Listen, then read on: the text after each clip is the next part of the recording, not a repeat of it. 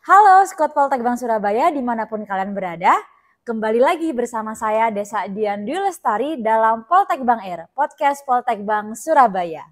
Suasana kali ini lebih colorful dan lebih santai karena kita akan berbincang-bincang bersama ciwi-ciwi nih untuk membahas topik tentang ciwi-ciwi juga atau perempuan. Asik banget nih, saya udah gak sabar banget untuk menyambut bintang tamu kita kali ini. Nah, so without any delay, Surabaya Radio Check, ready for take off.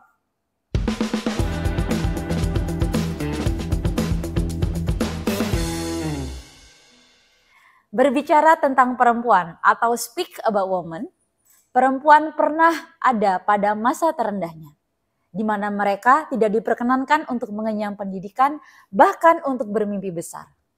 Lalu bagaimana nih dengan Kartini masa kini? Melukis kanvas merupakan sebuah seni. Mari kita sambut Kartini masa kini. Halo Squad. Nah ini dia nih Kartini masa kini. Boleh dong sapa Squad Poltek Bank Surabaya dan kenalan. Halo Squad, selamat pagi. Izin memperkenalkan diri, nama saya Fahrunisa Ananda. Saya dari jurusan Diploma 3 Manajemen Transportasi Udara Angkatan 9 Alfa dan saya berasal dari Medan.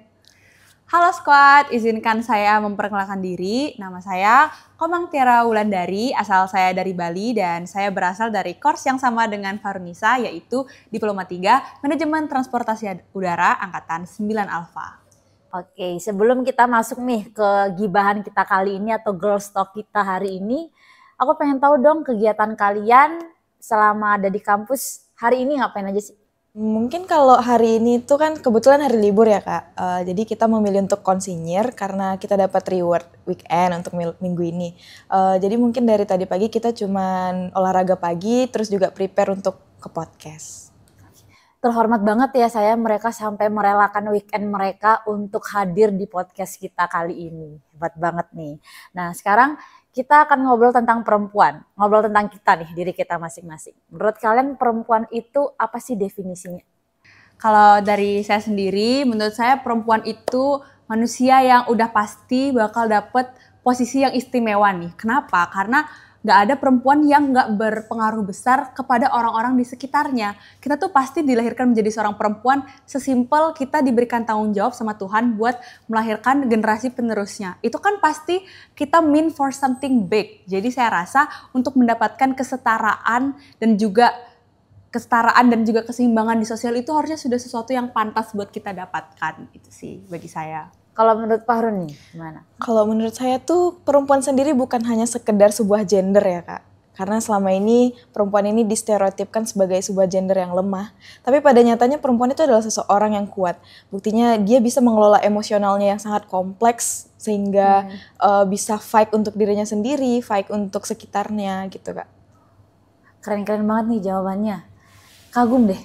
Terus mau tanya nih, menurut kalian nih, kalian umur berapa nih? Kalau saya 19 Kak. Kalau saya 20 Kak. Oke, udah di masa hampir quarter life crisis lah ya. Iya Kak. Pengen tahu nih, sulitkah kalian menjadi perempuan? Menurut kalian? Kalau menurut saya bisa dibilang 50-50 sih Kak. Iya. Jadi perempuan itu banyak yang harus dijaga. Mulai dari penampilan kita harus dijaga, cara kita berkata-kata harus dijaga. Jadi kita tuh harus menjadi seseorang yang sangat hati-hati dalam melangkah gitu Kak. Tapi bukan berarti karena sulit itu nggak mampu dan juga nggak mungkin. Tapi malah itu jadi tantangan yang jadi sangat berarti bagi kita menurut saya Kak. Kalau menurut Koma? Apalagi kan kalau perempuan itu tuh banyak peraturan-peraturan yang sesimpel ya karena kamu perempuan aja makanya harus kayak gitu. Kenapa ngomongnya harus lembut? Ya karena kamu perempuan. Kenapa jalannya harus anggun? Ya karena kamu perempuan gitu. Mungkin kita nganggapnya kan itu kayak gak jelas gitu, kayak kenapa gitu loh, just because we are woman makanya harus A, harus B, harus C. Itu yang susah dan sulit, tapi kan bukan berarti itu tuntutan kan gak selamanya buruk gitu. Kita ambil positifnya aja, itu membuat supaya kita punya citra yang lebih baik dan menjaga marwah wardah dan hormahnya kita sebagai perempuan gitu. Tapi nih, apakah pandangan-pandangan tersebut diciptakan oleh perempuan itu sendiri atau hanya stigma masyarakat menurut kalian yang membuat perempuan itu jadi sulit? Sebenarnya Saya rasa awalnya itu bermula dari masyarakat sendiri Kak. Konotasinya itu datang dari masyarakat. Sehingga perempuan itu mendatangkan persepsinya itu ya memang apa yang dikatakan dari masyarakat tadi Kak. Jadi kayak sesimpel kayak karena udah dijudge dari awal, dari lama seperti yang di opening tadi, jadinya kebawa sampai sekarang. Iya. Kayak izin misalnya bayangin aja Kak, kita dari kecil nih udah dikasih tahu perempuan itu harus A, harus B, harus C. Lama-lama kan bahkan dari orang terdekat, mungkin dari ibu tuh udah baru kita masih kecil udah dikasih tahu, kamu tuh cewek harus jaga ini, kamu tuh cewek harus gini. Jadinya lama-kelamaan kita tumbuh membawa doktrin-doktrin yang seperti itu dan kita malah nerusin karena kita nggak tahu itu sesuatu yang buruk. Apalagi kadang pada masyarakat tuh hanya perempuan Iya, yang diwajibkan tekanannya cuma untuk ke bersikap. perempuan. Iya Kak. Terus nih, ada statement nih dari banyak banget media sosial tentang perempuan yang lebih lemah dari laki-laki dan laki-laki itu kuat gitu dalam bermasyarakat. Menurut kalian gimana? Gimana tuh Nek? Kalau dari saya ya Kak, perempuan lebih lemah daripada laki-laki. Sesimpel dulu pas kita SD aja, nggak ada kan ketua kelompok tuh cowok, pasti cewek-cewek duluan. Ketua kelompoknya pasti cewek, nggak mungkin cowok. Karena cewek lebih tertata Iya, karena gitu. perempuan tuh lebih tertata, perempuan tuh lebih terkenal satset. Mungkin kita malah dianggap remeh karena kita kan banyak orang bilang cewek itu emotionally driven kan Kak, dikontrol oleh emosinya. Padahal menjadi pemimpin yang bisa berempati sama bawahannya dan juga peduli sama aspek-aspek emosional daripada bawahannya, itu kan penting Kak. Berarti kan kita peduli sama psikologis daripada bawahan kita. Kita jadi lebih bisa berempati dan kita juga nggak cuma menilai mereka dari performance-nya mereka. Kita mempertimbangkan, oh ternyata work environment bawahan kita tuh jelek. Jadinya kita bisa bantu mereka dari sisi emosional dan psikologisnya gitu Kak. Tapi kadang kalau berorganisasi nih, banyak banget yang perempuan itu hanya diperuntukkan untuk jabatan sekretaris atau bendahara. Tapi jarang mereka yang kalau cewek boleh jadi ketua nih gitu. Pasti mereka memikirkan first choice-nya mereka itu adalah laki-laki untuk menjadi ketua gitu kan. Nah, terus nih sering banget nih perempuan seringkali secara sistematis memandang dirinya rendah. Sering banget nih ada di masyarakat. Menurut kalian gimana? Oh, sebenarnya ya kayak karena udah dari kecil kita tuh kayak dibilang Komang tadi udah dibilang kalau kita tuh harus begini, harus begitu. Jadi makanya kita ngerasa diri kita lemah Kak. Padahal ketika kita sadari kita punya sebuah passion dan kita mengikuti passion kita itu, sebenarnya kita bisa lebih kuat daripada laki-laki. Saya pernah baca tuh Kak, dan saya pernah dengar dari Rocky Gerung kalau katanya perempuan itu diberikan berkah untuk bisa mengatasi, untuk survive yang namanya misery ataupun penderitaan. Sedangkan untuk laki-laki sendiri hanya untuk diberi pain ataupun rasa sakit Kak. Jadi sebenarnya ya perempuan itu juga kuat, nggak hanya lemah seperti yang dipikirkan orang-orang. Nah kalau menurut Komang gimana nih? Kalau tadi kan gimana perempuan itu bisa survive untuk bisa misery. Survive. Ya kayak yang tadi Farunisa bilang, kita kan dikenal punya 3 kodrat kan Kak. Betul. Melahirkan, Betul. menyusui, sama menstruasi. Setuju. Dari yang paling kita awali dari, kita masih 12 tahun tuh biasanya kan menstruasi. Itu cowok-cowok emangnya bisa menstruasi, mereka tahan gak tuh dapat kram perut? Kan gak bisa kan? Mereka demam aja udah kayak orang sekarat, nggak bisa. Emang perempuan itu sebenarnya lebih kuat, tapi karena sosial itu nganggap kita lebih lemah dan kita dari kecil itu dianggap kamu tuh udah nggak usah cowok aja. Mereka tuh bisanya yang berat-berat, kasih aja ke mereka cowok-cowok mereka lebih kuat, ya cewek-cewek mah yang ini aja gitu. Jadi lama-lama itu tumbuh, kita malah nggak pede, kita percaya oh mungkin emang I mean for something small gitu. Aku emang buat yang kecil-kecil aja, nggak usah yang gede-gede kasih yang cowok. Padahal nggak juga. Kalau kita nyoba buat yang besar, pasti kita juga bisa ngelakuin hal yang besar. Nah, FYI banget nih teman-teman. Baru banget kemarin tuh aku ngobrol ya sama laki-laki terkait dengan kodrat perempuan. Dan ternyata edukasi tentang kodrat perempuan ini tuh diketahui justru oleh perempuan. Iya. Bahkan laki-laki tuh merasa bahwa kodrat perempuan itu nggak hanya itu. Dan itu bukan kodrat. Justru mereka berpikir kadang bahwa kodrat perempuan itu ya di rumah. Atau mungkin memasak, mengurus rumah tangga itu adalah kodrat perempuan. Padahal ya teman-teman ya, kodrat perempuan itu cuma 3, benar yang disampaikan sama Komang gitu. Yang lainnya itu enggak. Kenapa perempuan itu bisa bekerja, tapi laki-laki nggak bisa ngurus rumah? Benar. Nah, itu kadang tuh hanya dipahami oleh perempuan itu sendiri. Gitu. Karena kalau hanya satu sisi yang paham, itu tidak akan pernah jadi sepaham dan sejalan gitu Kak. sih menurutku. Oke, sekarang lanjut nih.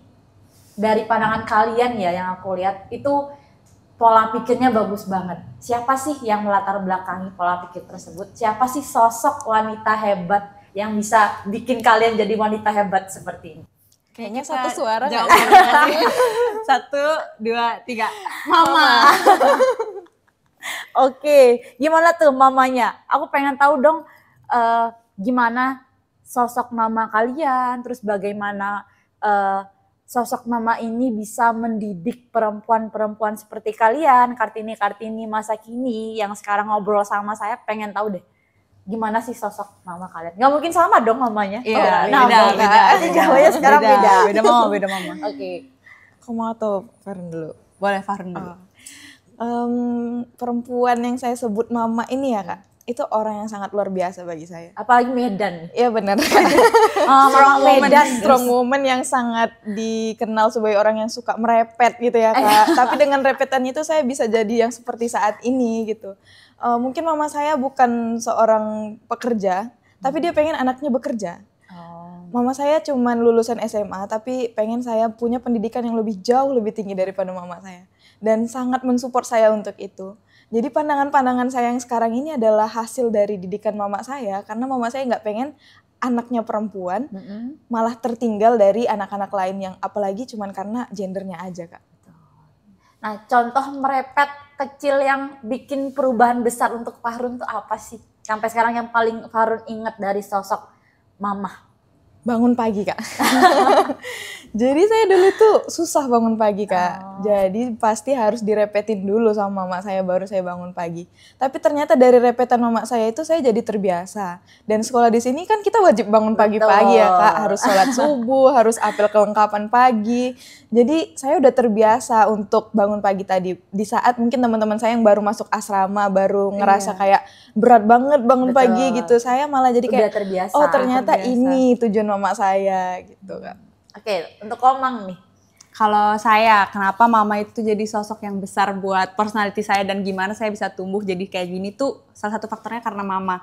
Mama sendiri itu wanita yang bekerja. Kebetulan mama saya itu kerja dan di situ saya tumbuh sama mama yang bekerja. Jadi saya mikir, seorang ibu yang bekerja itu sudah normal, udah normanya gitu. Tapi pas saya nyemplung ke masyarakat, saya tanya, mama kamu nggak berangkat kantor? Enggak, mamaku di rumah aja. Terus saya bingung, kok gitu ya? Oh ternyata ada kok ibu yang nggak bekerja. Malah jadinya saya kaget, saya yang kultur shock.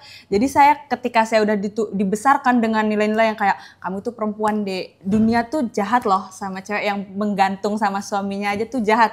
Jadi saya diajarin kamu tuh besok harus kerja, harus punya penghasilan sendiri. Nggak boleh mikir kayak, ya udah aku cukup sekolah, ya udah seadanya aja, terus ya udah segini aja. Toh nanti juga kita tuh dianggap jadi nempel sama suami gitu. Nah, mama saya tuh nggak pernah ngajarin kayak gitu. Mama saya tuh ngajarin harus punya pendirian sendiri, tanpa suami, tanpa anak, tanpa peranmu sebagai istri, tanpa peranmu sebagai ibu. Kamu tuh harus punya jati dirimu sendiri. Jangan pernah kehilangan jati diri kamu sendiri sebagai seorang perempuan gitu.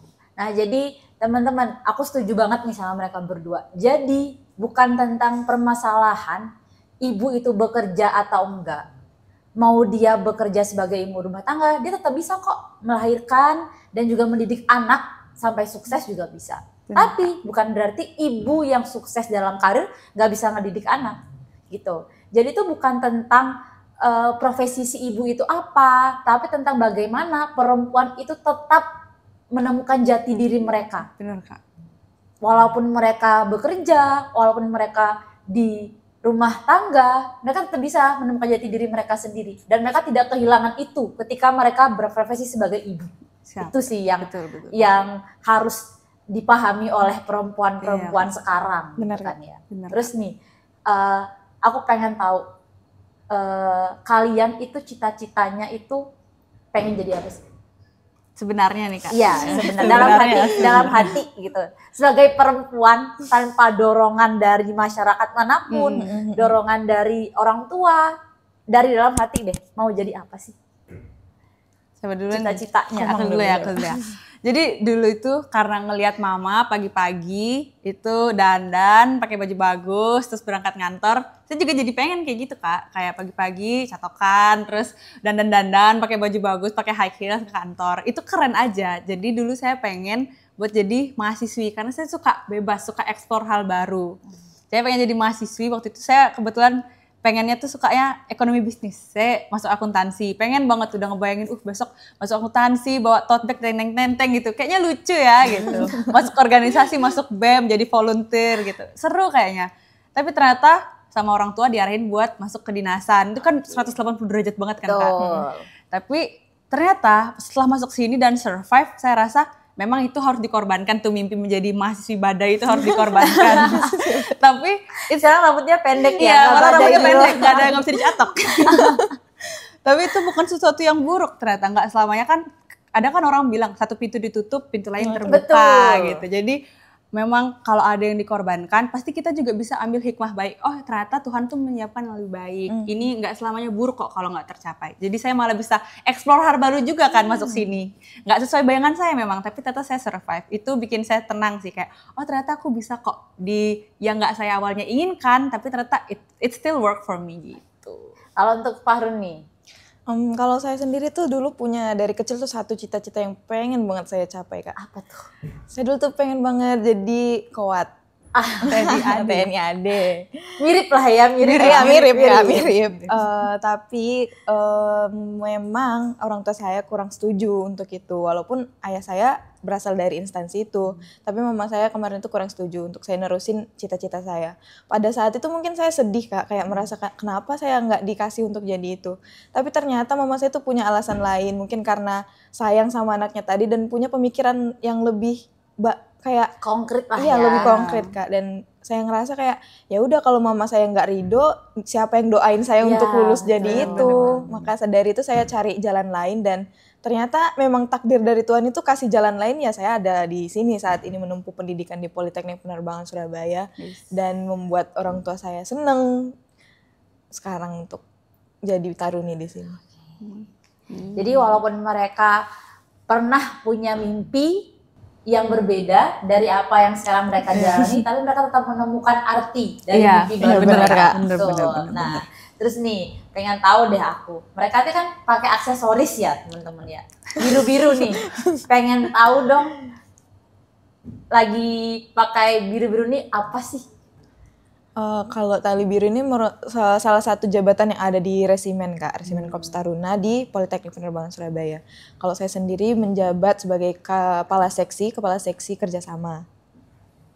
Kalau saya sendiri atribut tali biru ini tuh artinya saya menjabat sebagai kepala seksi bidang bahasa di bawah Resimen Korps Taruna Politeknik Penerbangan Surabaya. Jadi karena bahasa, di sini kan kita punya banyak ekskul ya, di Poltekbang itu kita punya banyak banget ekskul, dan salah satunya itu ada ekstrakurikuler bahasa asing. Kita punya bahasa Jepang, kita juga punya bahasa Inggris, kita ada 2 bahasa Inggrisnya, itu ada English Batch sama EVOS. Jadi di sana saya membantu teman-teman mengkoordinir supaya ekskul bahasanya jalan semua. Simpelnya gitu. Sekalian promosi ya teman-teman. Nah, terus sebelum kalian berani untuk berorganisasi di Poltekbang Surabaya ini, apakah ini organisasi pertama kalian atau sebelumnya pernah berorganisasi? Pengen tahu dong aku, dari Komang dulu deh. Kalau pengalaman organisasi sebelum masuk Poltekbang Surabaya, sebelum jadi kasih bahasa ini, saya pernah ikut PIK-R di SMA. Kayak jadi konselor gitu di SMA buat tentang kesehatan reproduksi remaja dan lain sebagainya, tentang masalah-masalah remaja supaya kita nggak terjerumus jadi remaja yang melakukan hal-hal yang mengancam masa depan kita sendiri. Nah, di situ saya nggak terlalu berkecimpung banyak masalahnya. Jadinya saya merasa it was a wasted opportunity gitu loh Kak. Kayak udah masuk, udah jadi anggota, malah nggak ngapa-ngapain, kan rugi. Nah jadi di sini saya pengen, saya dipercayai, jaga amanah buat jadi kasih bahasa. Saya pengen all out gitu. Gak boleh ngulangin kesalahan yang sama, udah dikasih kesempatan kita nggak boleh buang-buang gitu sih Kak. A little disappointment ya. Iya. Terus ini, PIK-R itu bukan PMR, itu beda ya? Beda Kak. Oh, dia hanya fokus terkait dengan kesehatan perempuan? Iya Kak, kalau PIKR itu lebih ke konseling remaja, kalau PMR itu kan kita jadi palang merah. Kita kayak belajar P3K, bikin tandu gitu-gitu kan Kak kalau PMR. Kalau itu kayaknya pramuka deh, bikin tandu deh. bikin tandu pramuka ya. Kalau PIKR itu lebih ke kayak kita dulu belajar PIKR itu konseling remaja, kesehatan reproduksi, terus juga pencegahan kekerasan seksual, terus juga ilmu-ilmu gender itu belajar di PIKR. Berarti udah aware tentang perempuan ya sejak SMA. Lumayan sih Kak, udah dapet basicnya di sana. Bagus banget nih teman-teman. Setelah SMA berarti langsung next ikut organisasi di sini. Siap. Ini berarti organisasi pertama di Poltek Bank Surabaya. Benar banget Kak. Kalau untuk Farun? Kalau saya kebetulan waktu SMA itu kan ikut OSIS Kak. Dan menjabat kalau dulu kan saya bersekolahnya itu sistem asrama Kak. Jadi saya kemarin itu diamanai sebagai kepala bidangnya itu kepala bidang asrama, keasramaan. Ya mirip-mirip lah sama di sini Kak. Oh berarti udah asrama sejak SMA Kak. SMA Kak.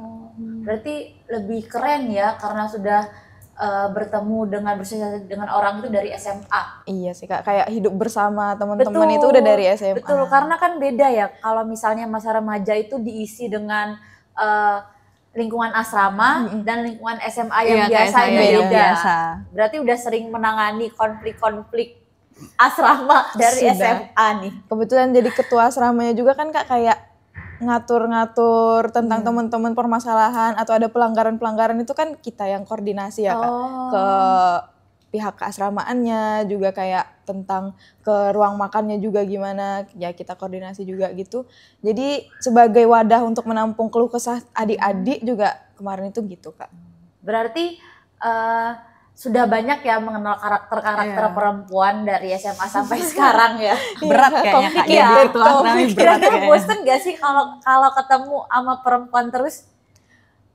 Bosen sih enggak Kak, tapi kayak ribet gitu Kak, kayak pusing. Ada aja kejutannya Kak. Perempuan tuh ada aja kejutannya. Ada aja yang kayak ada aja masalahnya, ada aja curhatannya. Betul, tapi ya namanya juga perempuan ya jalanin aja. Karena karakter perempuan itu beda-beda banget ya. Dan unik gitu loh.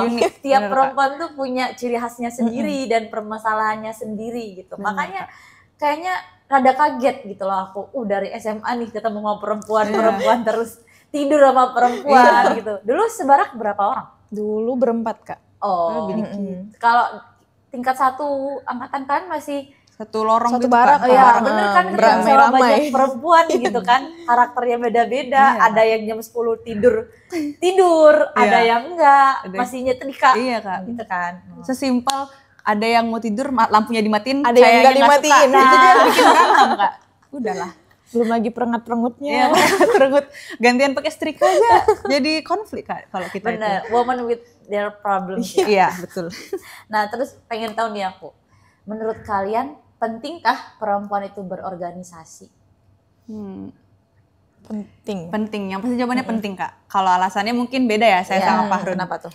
Kalau dari saya sendiri, kenapa perempuan itu penting buat berorganisasi? Nah, perempuan itu kan sering dikaitkan, yaudah kita temenannya sama cewek-cewek aja, temenannya sama cewek-cewek aja, sama cowok itu beda, cowok tuh kasar, cowok tuh ini soalnya sukanya main bola, kita main masak-masakan gitu. Jadi jarang ketemu. Nah, kalau di organisasi itu tempat yang menurut saya aman banget buat jadi tempat belajar, kita tukar pikiran sama lawan jenis.